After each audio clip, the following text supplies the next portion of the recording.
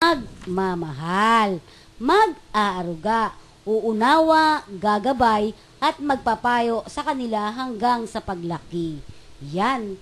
Medyo maganda, no? Sarap-sarap sana sa lahat. Ganyan, ano? Okay, next. Karapatan ng mga bata na sila'y mabigyan ng moral security at ng mga pangunahing pangangailangan tulad ng pagkain, pananamit at tahanan.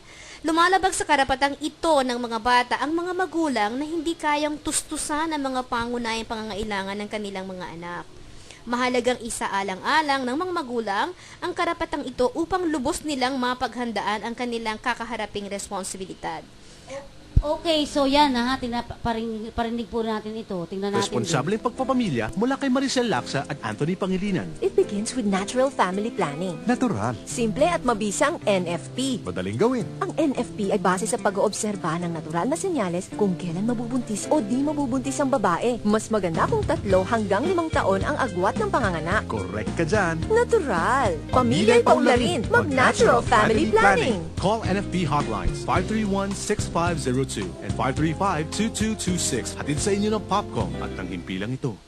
Okay, batay sa mga pag-aaral, kapag malaki ang pamilya, halos hindi na kayang tugunan ng mga magulang ang lahat ng mga pangunahing pangangailangan ng kanilang mga anak at ng buong sambahayan. So ito nga yung sinasabi ng Ate Pe, no? Sometimes meron, lalo na ngayon, na marami talaga naghihirap na Pilipino, admit it or not, talaga naman nakikita natin yung mga batang maliliit ba na dyan lang natutulog sa kalsada, hindi ba parang nahahabag ka, naaawa ka, pero isipin mo, wala ka namang din magawa. Sabi ko, ano kaya ang damdamin ng magulang na nakikita niyang ganon?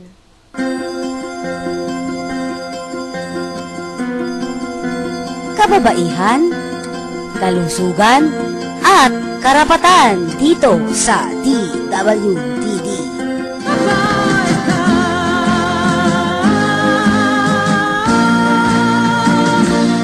Back to our program. Kung naalala ko yung That's Life with Corinne.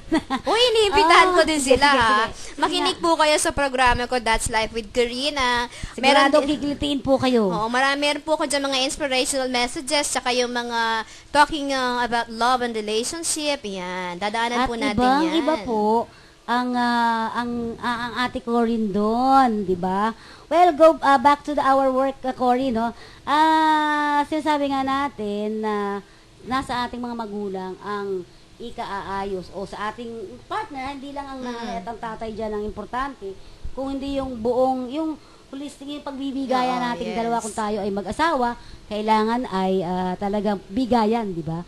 Kung buntis ka, tapos buisit pa rin yung asawa, patay kang bata ka dyan. Parang one-way traffic yan. Kaya nga siguro, well, sige, para bago matapos yung ating programa at medyo maiksi na naman yung ating oras, bilis natin, Tori. Oo nga diba? Gusto ko naman italakayin natin bago tayo medyo matapos dito, yung mga karapatan ng bawat bata na dapat lumaki silang malusog. Inaaluga mo nga, wala ka namang pinapakain, namang sustansya. Problema rin yun. Kaya pag gano'n, dapat talaga pinaplano yung pamilya. Oo. Turo ka nga ng turo, wala ka namang ipapakain kasi sa sobrang dami. Kaya dito, sabi nga, bawat bata na lumalaki, kailangan malusog at magkaroon ng malakas na pangangatawan.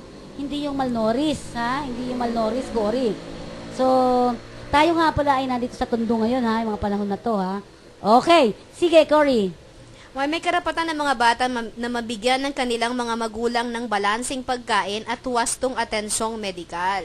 Kabilang narito ang mabigyan sila ng kompletong bakuna. Ayan, isa pa yan, importante sa lahat. Maliit ako, wala atang bakuna pa nun. Dapat, let's see to it na yung immunization ng ating anak kompleto from the first week of first month na sila ipinanganak, kasi yan din po yung magiging parang umpisa para maging, kung maagapayanan natin yung kanilang kalusugan. Kasi pag kulang sa bakuna, ibig sabihin, mas malapit sa pagiging masakitin yung bata. Kasi wala siyang proteksyon. At syempre, dapat na yung breastfeeding ang dapat. Yan, oo, yung gatas ng ina. Habi nila, mas mapagmahal daw na anak yung mga sumuso sa mga magulang nila. Okay, sandali lang.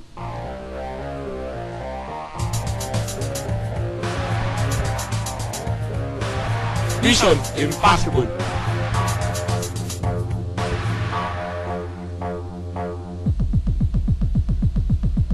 Okay, sa Mission Impossible natin meron tayong mga pag-aaral dito. Pero bago yan, nais natin magpasalamat kay Benhard de Leon, Jeremy Nicodemus, siyempre yung anak ko yun.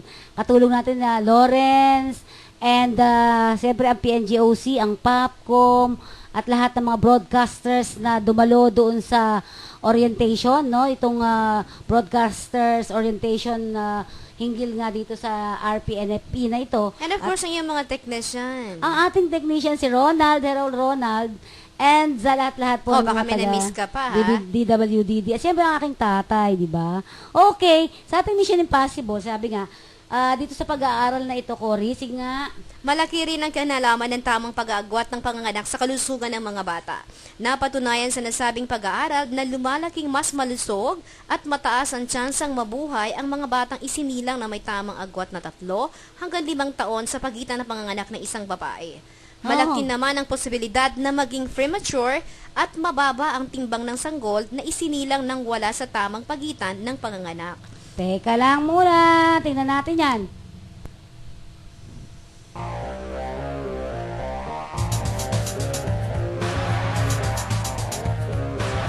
Mission Impossible.